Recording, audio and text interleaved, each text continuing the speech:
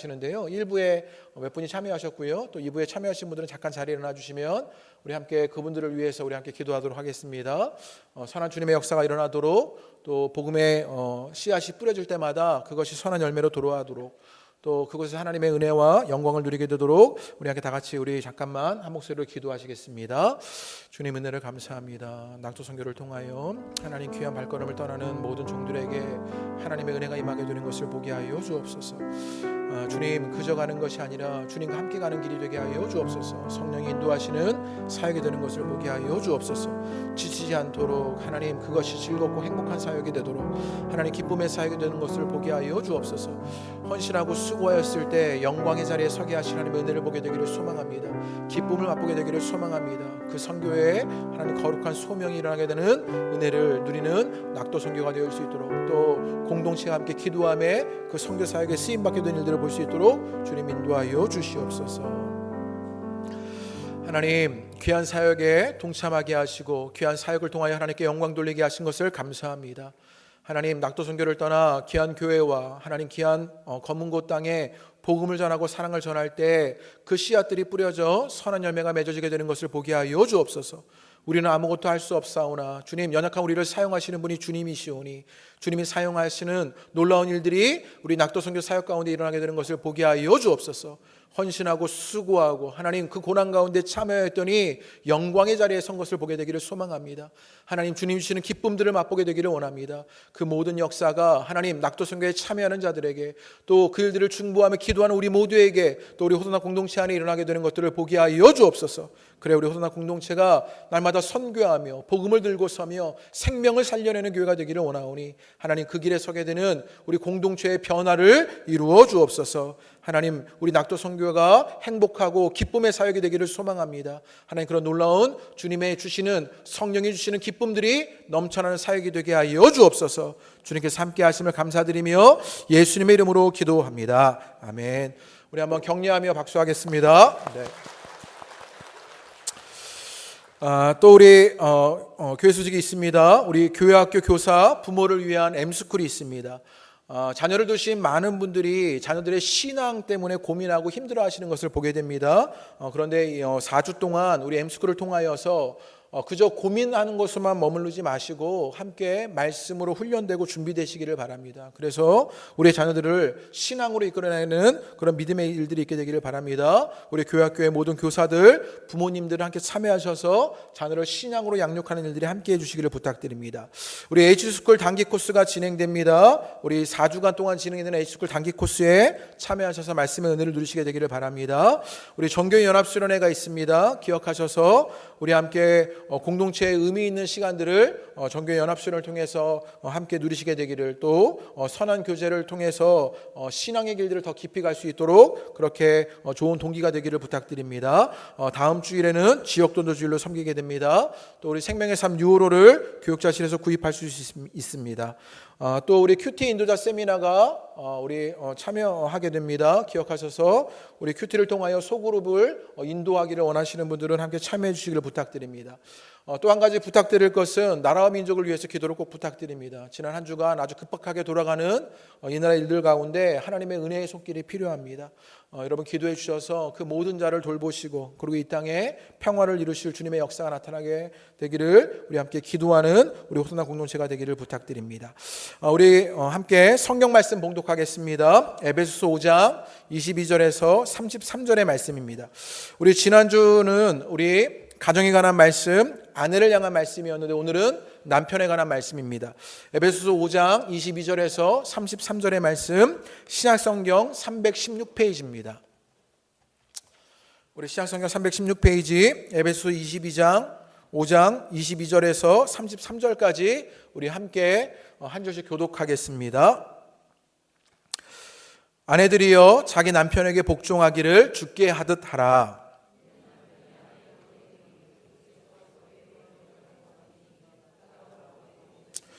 그러므로 교회가 그리스도에게 하듯 아내들도 범사에 자기 남편에게 복종할지니라.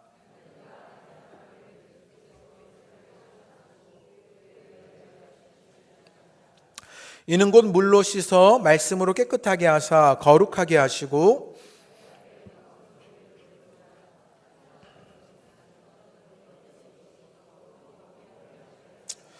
이와 같이 남편들도 자기 아내 사랑하기를 자기 자신과 같이 할지니 자기 아내를 사랑하는 자는 자기를 사랑하는 것이라.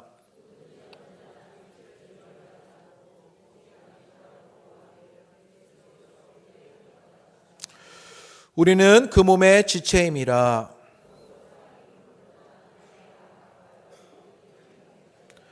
이 비밀이 크도다. 나는 그리스도와 교회에 대하여 말하노라.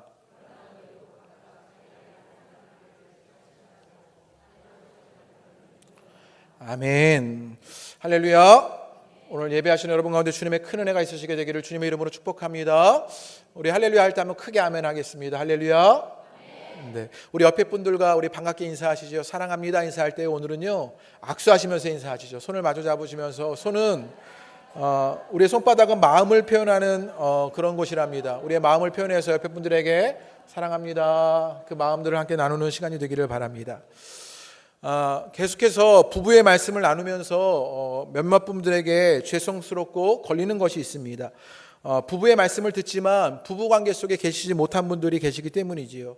우리 할머니 권사님들처럼 영감님을 일찍 떠나보낸 분들도 계시기 때문입니다.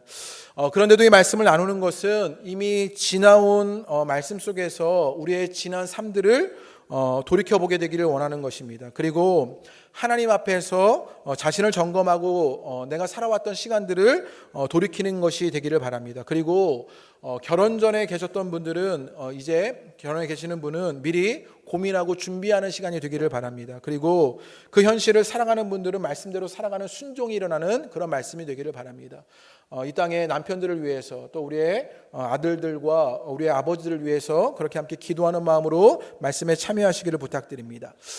다니엘 카네만이라는 2002년도에 노벨 경제학상을 받은 학자가요, 하루의 삶에서 기분 좋은 시간이 길수록 행복하다라는 전제로 실험을 했습니다.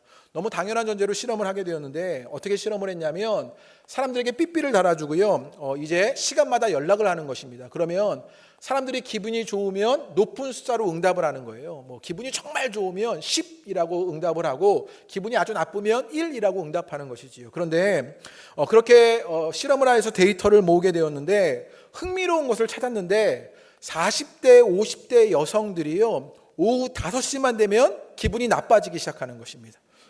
왜 여성들이 40대, 50대 여성들이요 5시만 되면 기분이 나빠질까 보면 아주 쉬운 답이 있었는데 무엇이냐? 남편이 오는 시간만 되면 기분이 나빠지기 시작하는 거예요. 내내 남편이 없을 때는 기분이 좋다가 남편이 올 때가만 되면 기분이 나빠지는 것이지. 이 남편들의 비애가 아닙니까? 결혼의 현실이 아닙니까?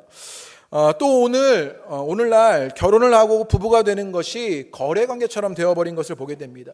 우리가 결혼식에 많이 참여하게 되는데 결혼식을 하객으로 참여하게 되면서 신랑과 신부를 보면 궁금한 것이 있습니다. 무엇이 궁금하냐면 신랑이 어떤 학교를 나왔는지, 회사는 어디를 다니는지, 신부는 예쁜지, 전문직을 가지고 있는지 서로의 조건이 궁금하게 되는 것이지요. 그러면서 평가합니다.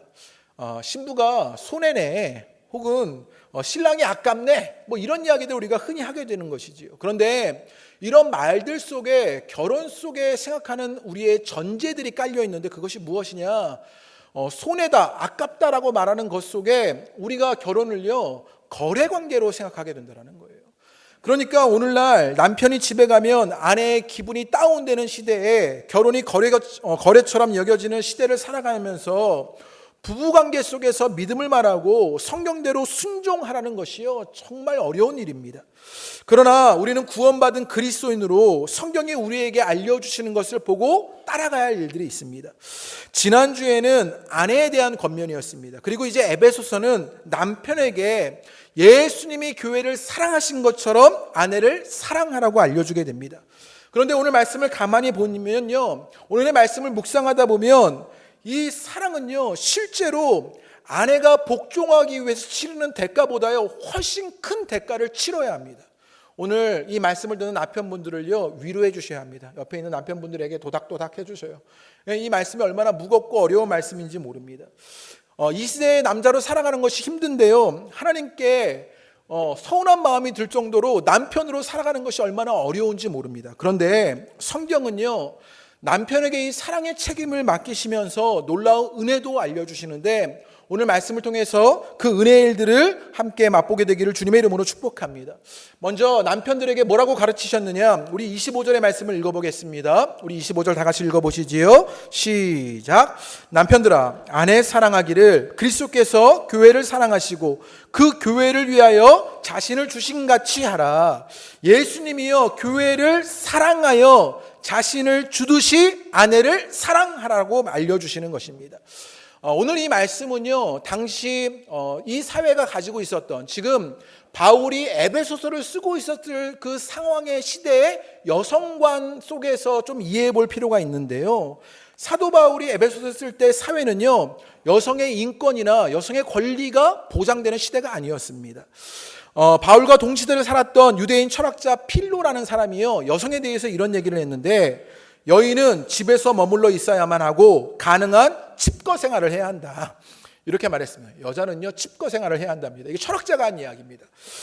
또 BC 1800년경에 지금으로부터 한 2200년 전경에 벤 시라는 분이 글을 썼는데, 여성을 더 노골적으로 무시하는데요, 선을 행하는 여자보다 남자의 사악함이 낫다. 수치와 불명예를 가져오는 것은 여자다, 이렇게 말했습니다. 그리고 당시의 글을 보면 하나님 앞에 감사의 기도를 하는데, 내가 여자로 태어나지 않은 것을 감사합니다. 이런 기도가 막 발견되는 것이지요. 그런데 지금 사도 바울은요, 이런 여성관을 가지고 있는 시대에 우리 가운데 아주 급진적이고 혁명적으로 무엇을 말하느냐? 남편들에게 예수님이 교회를 사랑한 것처럼 사랑해야 한다라고 알려주게 됩니다. 여기서 우리가 깨닫게 되는 아주 중요한 것이 있습니다. 우리가 부부관계 속에서 아내에 관해서 생각하는 것, 또 그 관점들, 마음들, 태도들, 그것이요, 우리가 살고 있는 시대를 넘어서서 봐야 한다는 것이에요. 우리가 살고 있는 이 시대 속에서 바라보는 관점이나 마음이나 태도가 아니라, 이 시대 안에 함몰되는 것이 아니라 이 시대를 넘어서서 새롭게 하는 일들이 일어나야 한다는 것이지요. TV나 미디어가 알려주는 그런 남편의 모습이 아니라, 혹은 아버지로부터 보았던 남편의 모습이 아니라, 성경이 알려주는 아내에 대한 관점이나 태도, 마음을 믿음으로 새롭게 할 일이 남편에게 있다는 사실입니다. 이에 관하여 베드로가 아주 중요한 가르침을 주는데요, 우리 베드로전서 3장 7절의 말씀을 한번 읽어보겠습니다. 우리 PPT로 준비되어 있는데 다 같이 읽어보시지요. 시작. 지식을 따라 너희 아내와 동거하고 그를 더 연약한 그릇이요 또 생명의 은혜를 함께 이어받을 자로 알아 귀히 여기라. 이는 너희 기도가 막히지 아니하게 하려 함이라. 오늘요 베드로가 남편에게 권면하는데 뭐라고 권면하냐? 아내와 동거합니다. 그런데 그냥 동거하는 것이 아니라 그 앞에 조건이 하나 따라왔지요. 어떻게 동거합니까? 지식을 따라 동거하라고 이야기합니다. 지금 다른 번역 성경을 보면요, 이 지식을 따라를 뭐라고 번역해 놨냐면 이해하고 알고, 이렇게 번역해 놓았습니다. 그러니까 아내에 대한 것, 그 남편의 역할들을 성경으로 이해하고 알고 배워가야 한다는 사실입니다. 오늘 본문도요 이 배움을 강조하는데, 여러분 아내에 대한 권면은요 22절부터 24절까지 3절의 말씀뿐입니다. 그런데 남편을 향한 권면은요 25절에서 33절까지 3배 9절의 권면을 하고 있는 것을 보게 됩니다. 결국 남편들에게 그 성경적인 남편의 역할을 위해서 또 아내를 사랑하는 일들을 배워가야 하는 일들을 알려주고 있는 것이지요. 우리 남편들에게 그런 배움이 있게 되기를 주님의 이름으로 축복합니다. 그런데 문제는 무엇이냐? 어디서 배우느냐의 문제가 있습니다. 연애 강의를 많이 하는 김지훈 소장이라는 분이요, 이런 강의를 한 것을 들은 적이 있는데, 남자들에게는요 형님 신화가 있다는 거예요. 이게 뭐냐면, 성에 대한 지식을 어디서 배웠는가 이렇게 질문하면요, 우리가요 이성을 배울 때 대부분 뭐 남편이 되어서 남편 학교를 다닌 것도 아니고요, 또는 결혼하게 되면서 아버지, 남편으로서는 어떻게 해야 합니까? 저도 이런 걸 물어본 적이 없는 것 같아요. 이런 걸 물어본 적도 없습니다. 배우지를 않았던 것이지요. 그러면 우리가 어디서 배웠느냐? 1위가 어디였냐면 인터넷이었답니다. 그리고 2위는 어디였을 것 같습니까? 2위가 재밌었는데 2위가 형이었습니다. 내가 아는 그 형님에게 그 남편의 역할들을 배웠던 것이죠. 뭐냐면 어릴 때 사귀는 여자가 생기면 아는 형한테 가는 것이지요. 그래서요, 이 어떻게 해야 하지? 형에게 물으면요, 이 형님들은요 오히려 되묻습니다. 뭐라고 되묻냐면요, 잤냐? 이렇게 되물어요. 그리고 방법을 알려주지. 어떻게 알려주냐면 뽀뽀부터 해버려. 뭐 이런 식이에요. 형님이 알려주는 이성에 대한 지식을 갖고 있는 것이 우리가 알고 있는, 남편들이 알고 있는 성에 대한 지식이라는 거예요. 그래서 남자들은요, 그 형님 신화에 빠져서 남편의 역할을 배우고 있었다라는 것이지요. 제가 나름 여자를 잘 알고 있었다고 생각했습니다. 안 믿겨지시겠지만 어릴 적에 제가 나름 인기가 많았습니다. 그 경험으로 청년들에게 연애 문제를 조언할 때가 있는데, 남자 청년들에게 제가 꼭 뭐라고 이야기하느냐, 제발 따라가지 말고 낚시를 해라. 여자는 따라가는 존재가 아니라 끌어오는 존재다. 이렇게 제가 힌트를 줍니다. 여자는 쫓아가서 잡는 게 아니라 낚시처럼 끌고 오는 것이다. 그러니까 좋은 미끼를 마련해라. 네가 가질 수 있는 좋은 미끼를 던지면 여자들이 그 미끼를 보고 끌려오게 해야 한다. 제가 그렇게 여자를 꼬셨죠. 그래서 결혼을 했는데, 제가 결혼을 하고 보니 꼬시는 법만 알았지 꼬시는 여자와 사는 법을 몰랐던 것 같아요. 그래서 제 아내가 고생을 하고 있는 것이죠. 위로해 주셔야 합니다. 네, 배우질 못했던 거예요. 남편의 역할이 무엇인지 꼬시는 법만 알았지 우리가 남편으로서 살아가는 법을요 배운 적이 없는 것이지요. 성경은 남성들에게 무엇을 우리에게 알려주느냐, 그것을 배워야 한다는 거예요. 성경을 통하여 깨달아야 한다는 것이지요. 우리 남편들에게 그 일들이 일어나게 되기를 주님의 이름으로 축복합니다. 남편으로 배워야 하고 아내에 대하여 알아야 합니다. 간혹 청년들과 결혼정년기의 청년들과 이야기 나누러 보면 이 결혼정년기의 청년들이요, 결혼에 대한 철학도 없습니다. 또 결혼을 하게 되면 어떤 일들을 해야 할지 그림으로도 잘 그려놓지 못하는 일들을 보게 됩니다. 우리가 가령 여행을 간다고 해도요, 여행책을 보게 됩니다. 그리고 그것을 연구하지요. 계획을 세우고 어디를 가야 할지, 무엇을 해야 할지를 여러분 연구하는 일들이 있습니다. 그런데 결혼에 대해서는요, 배움이 없습니다. 때로 신앙이 좋고 은혜를 많이 받았다는 청년들도요, 성경적인 결혼이 무엇인지, 성경적인 가정에 대해서 배우려 하지 않는 것을 보게 되는 겁니다. 이제라도 주님께 묻는 일들이 있어야 합니다. 주님께 배워가야 합니다. 주님께 아내를 알아가는 일들을 여러분 경험하는 남편들 되시기를 주님의 이름으로 축복합니다. 성경을 통해 배운 아내를 향한 남편의 역할이 무엇이냐? 그러면 사랑하라는 것입니다. 성경은 우리에게 무엇을 알려주시느냐? 남편이 아내를 사랑하라는 것이지요.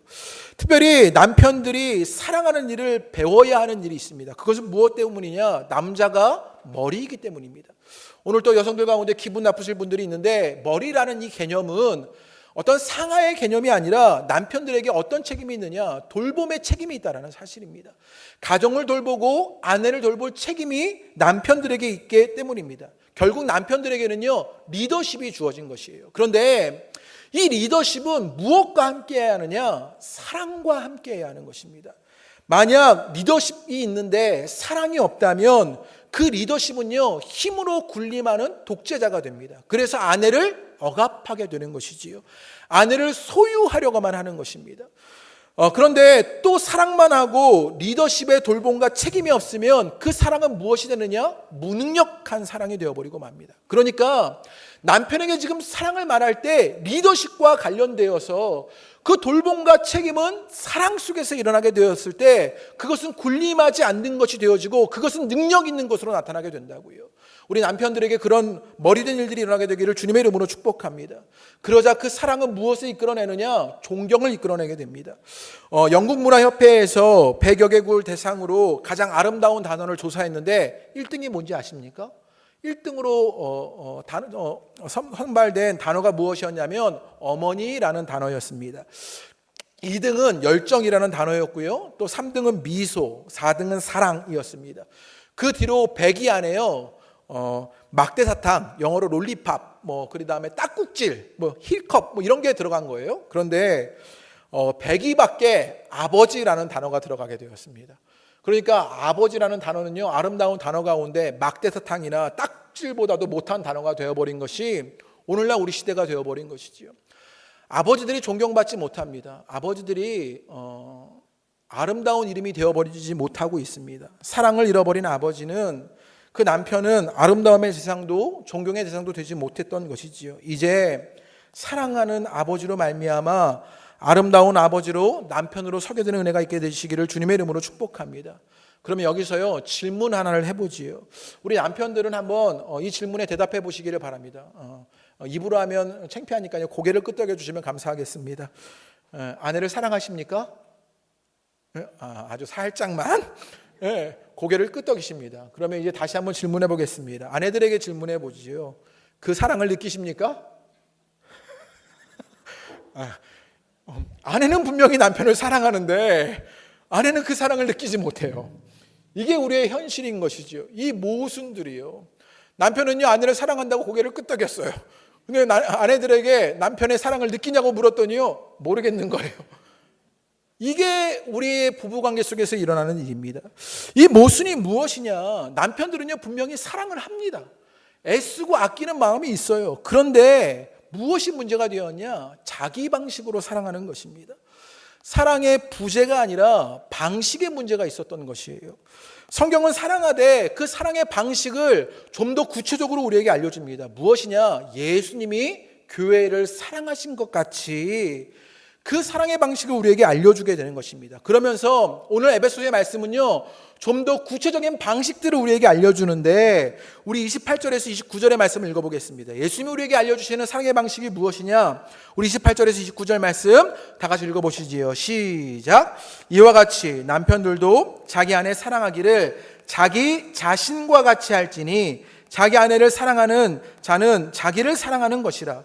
누구든지 언제나 자기의 육체를 미워하지 않고 오직 양육하여 보호하기를 그리스도께서 교회에게 함과 같이 하나니. 지금 사랑의 방식을 알려주시는데요 28절과 29절의 말씀에 아내 사랑하는 그 방식이 무엇이냐? 자기 자신같이 라고 말합니다. 자기 자신을 사랑하는 그것으로 사랑하라라고 말하는 것이지요. 또 29절의 말씀에는요 자기 육체를 양육하고 보호하는 것으로 사랑하라고 말합니다. 결국 아내를 사랑해야 하는데 그 사랑의 방식은 무엇이 되어야 하느냐? 자기 몸을 돌보듯이 사랑하라고 말하는 것입니다. 여러분 몸을 어떻게 돌보십니까? 여러분의 몸이 이상이 있을 때 여러분은요 그 몸의 이상을 어떻게 알아내십니까? 우리가 흔히 몸에 이상이 있으면요 머리는 그것을요 빠르게 캐치해냅니다. 감기에 걸리면요 목이 따끔거리는구나, 어깨에 힘이 없구나, 자꾸 기침을 하는구나, 이런 식으로요 그 몸이 보내주는 시그널과 사인들을요 빨리 잡아내는 것이지요. 우리가 아내를 사랑할 때 자기 몸을 돌보듯이 사랑하라는 것은 아내가 보내주는 그 시그널, 그 사인들에 민감해야 한다라고 말하는 것이요. 결국 남편들은 아내의 마음, 필요에 민감하게 반응할 수 있어야 그 머리된 그 돌봄의 책임들을 감당하게 되는 것이에요. 제가 이 설교를 준비하게 되는데 이 부분에서요 노래 하나가 생각난 거예요. 어떤 노래냐면 트와이스의 시그널이라는 노래입니다. 여러분 아십니까? 아시는 분들 몇 분 계실 것 같은데요. 이 노래는 제가 가사를 가만 보니까 트와이스가 성경적인 부부관계를 위해서 부른 노래입니다. 이 가사가 어떠냐면요 I must let you know 이렇게 얘기합니다. 이걸 네가 꼭 알았으면 좋겠어 뭐 이렇게 얘기하는 것이죠. 그건 뭐냐면 사인을 보내, 시그널 보내 이러는 거예요. 여자가 사인을 막 보내는 거예요. 시그널을 막 보내는 거예요. 근데 가사가 계속 뭐냐면요 전혀 통하질 않아. 그래서요 눈빛을 보내, 눈치를 주네. 그런데도요 절대 못 알아듣네. 답답해서 미치겠네. 다시 한번 힘을 내서 사인을 보내, 시그널 보내 막 이러는 거예요. 이게 우리 부부관계 속에서 일어나는 일입니다. 아내들은요 남편에게 사인을 보냅니다. 저쪽에 되게 눈이 따가워가지고요 제가 설교하기가 힘들어서 시그널을 보내는데 이 둔한 남편들은요 그 마음과 필요들을요 민감하게 반응하지 못하는 것. 사랑하되 자기 방식으로 하는 것이 아니라 하나님의 방식으로 하라는 것은, 예수님이 알려주신 것은 무엇이냐? 자기 몸을 돌보듯이 그 몸이 우리에게 이야기해 주는 것을 받아내야 한다는 것이지요. 그렇게 돌봄으로서의 책임들을 민감하게 반응할 수 일으키는 여러분 되시기를 주님의 이름으로 축복합니다. 예수님이 보여주신 사랑의 방식이 무엇이냐? 또 오늘 중요한 방식이 또 한 가지 등장하는데 우리 26절과 27절의 말씀을 읽어보겠습니다. 우리 26절과 27절의 말씀 다 같이 읽어보시지요. 시작. 이는 곧 물로 씻어 말씀으로 깨끗하게 하사 거룩하게 하시고 자기 앞에 영광스러운 교회로 세우사 티나 주름 잡힌 것이나 이런 것들이 없이 거룩하고 흠이 없게 하려 하심이라. 예수님이요 교회를 사랑하셔서 거룩하게 하시는 일들이 있습니다. 성경은요 그 방식을 따라가야 한다라고 말하는데, 그때 사랑의 방식을 알려주게 되는데 26절과 27절의 말씀에 보면요 전제되는 것이 하나가 있습니다. 그 일을 통해서 거룩하게 하는데 전제되는 것이 무엇이냐? 26절의 말씀에 물로 씻어 말씀으로 깨끗하게 하사, 이렇게 얘기했어요. 그러면 지금 어떤 상태에 있는 거예요? 더러운 상태에 있다라는 거예요. 물로 씻어야 하는 더러운 상태를 전제하고 있는 말씀입니다. 또 그 뒤에 보여 27절의 말씀에 보면요 티나 주름 잡힌 것이나 이런 것들이 없이 라고 이야기합니다. 그렇게 거룩하게 해야 한다고 말해요. 그러면 지금 티나 주름 잡힌 것이 있다는 것을 전제하고 말하는 것이지요. 결국 여기서 아내 사랑의 중요한 방식을 알려주게 되는데, 예수님이 교회를 사랑하신 그 방식은 무엇이었냐? 예수님이요 교회를 사랑하실 때 사랑할 만해서 교회를 사랑하셨습니까? 아닙니다. 우리가 주님을 모르고 철없이 주님을 대적하고 있을 때도 주님은 우리를 사랑해 주셨습니다. 우리가 믿음도 없고 순종도 없고 사랑할 모양도 없는데 우리를 사랑해 주셨습니다. 사랑할 만해서 사랑한 것이 아니라 사랑할 수 없는데도 사랑한 것이 예수님이 보여주신 사랑입니다. 그래서 예수님의 십자가 사랑의 대상은 죄인들이었습니다. 창기와 세리들이었습니다. 죄와 허물로 더럽혀져 지옥으로 갈 사람들을 위해서 십자가 사랑을 이루셨던 것입니다. 우리에게 그 방식을 알려주면서 아내를 사랑할 때 사랑할 만해서 사랑하는 것이 아니라 죄와 허물로 가득하지만 사랑해야 한다고 말하는 것입니다. 우리 남편들에게 이 사랑이 일어나게 되기를 주님의 이름으로 축복합니다. 아침밥을요 안 차려줘도 사랑해야 하는 것이에요. 와이셔츠를 안 달아줘도 사랑해야 하는 것. 제 얘기는 아닙니다. 사랑해야 하는 것이요. 이 사랑의 방식에 순종하게 되기를 바랍니다. 죄와 허물로 더럽고 티가 있고 주름이 있지만 사랑해야 하는 것이요. 많은 분들이요 결혼하고 살아가 보니 이런 이야기를 하게 됩니다. 소녀 같았던 아내가 사라지고 두툼한 여인이 서 있는 것이지요.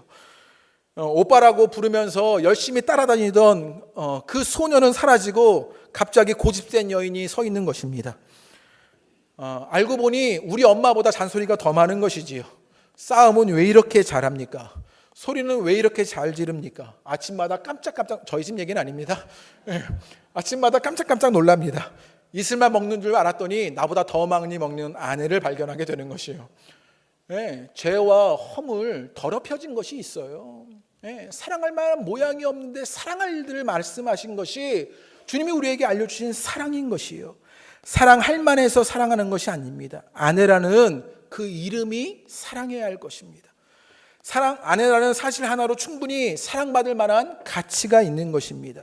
남편은 그것을 실현하도록 부름받은 것이에요. 우리 남편들이 그 아내의 사랑이 실현되게 되기를 주님의 이름으로 축복합니다. 그러므로 우리가 그동안 우러나오지 않으면 사랑하지 않았던 그 사랑의 불성실함들을 회개하셔야 합니다. 마음이 이끌어지고 무엇인가를 얻게 되고 잘해주어만 사랑이 일어났다면 그 사랑은 예수님이 우리에게 알려주신 사랑의 방식이 아닙니다. 그 불성실함들을 회개하고 이제는 그저 아내라는 이름으로 사랑할 일들이 일어나야 하는 것이에요. 그래서 사랑은요 사랑하지 못하는 수많은 장애들과 싸워 이겨야 하는 것입니다. 그래서 온유해야 하고 오래 참아야 하는 것, 인내할 일들이 있게 되는 것이에요. 장애를 넘어서고 죄와 허물을 넘어서는 사랑이 우리 남편들에게 있게 되기를 주님의 이름으로 축복합니다. 또 예수님의 사랑의 방식이 무엇이었냐? 우리 25절의 말씀을 읽어보겠습니다. 우리 세 번째로 주어지는 예수님의 사랑의 방식, 우리 다 같이 한번 25절을 읽어봅니다. 시작. 아내 사랑하기를 그리스도께서 교회를 사랑하시고 그 교회를 위하여 자신을 주신같이 하라. 지금요 사랑해야 할 일들을 알려주시면서 예수님이 교회를 향해서 사랑하신 것, 그것이 무엇이었냐? 자신을 주신 것이었다라고 말합니다. 예수님이 교회를 사랑하신 것은요 십자가를 지신 것으로 자신을 내어주신 것이었습니다. 그리고 이제 남편들에게 자신을 죽인 그 사랑을 아내를 향해서 재현하라고 말합니다. 남편들은요 아내를 위해서 여러분 죽어가야 할 일들 너무 어렵습니다. 그 일들이 우리 가운데 일어나야 하는 것이요. 그게 남편들이 해야 할 사랑의 기준이고 목표라고 말합니다.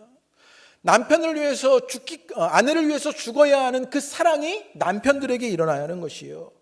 결혼 생활에 여러분 가장 큰 걸림돌이 무엇입니까? 물질이 없어서 여러분 결혼 생활이 힘겨우십니까? 자녀의 양육하는 문제로, 교육하는 문제로 여러분의 결혼 생활이 갈등 가운데 있습니까? 혹은 여러분 결혼 생활 가운데 가슴 뛰는 로맨스가 없어서 결혼 생활의 위기를 경험하게 됩니까?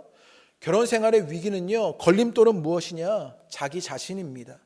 자신을 포기하지 못하는 내가 걸림돌이 되어집니다.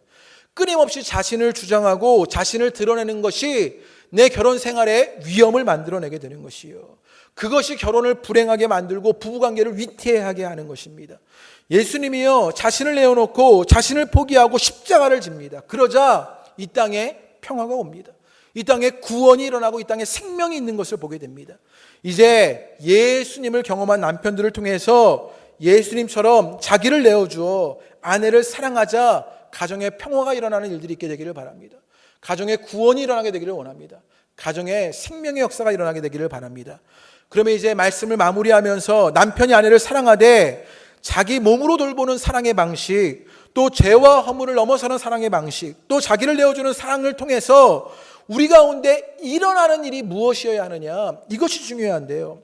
앞에서 베드로전서 말씀을 인용하였는데 우리 베드로전서 말씀을 다시 한 번만 읽어보겠습니다. 우리 3장 7절의 말씀. 우리가 만약에 지식을 따라 아내와 동거하는 것이 일어나지 않고 또 은혜와 함께 이어받을 자로 귀히 여기지 않게 되었을 때 어떤 일들이 일어나게 되느냐, 오늘 베드로전서 3장 7절이 알려주게 되는데요. 우리 읽어보겠습니다. 시작. 남편들아, 이와 같이 너희 아내와 동거하고 그를 더 연약한 그릇이요 또 생명의 은혜를 함께 이어받을 자로 알아 귀히 여기라. 이는 너희 기도가 막히지 아니하게 하려 함이라. 우리하여 지식을 따라 아내와 동거하는 것, 더 연약한 그릇이고 생명의 은혜로 함께 이어받을 자로 귀히 여기는 것, 그것 하지 않으면 어떤 일이 일어난다고요? 기도가 막혀진다라고 알려주고 있습니다.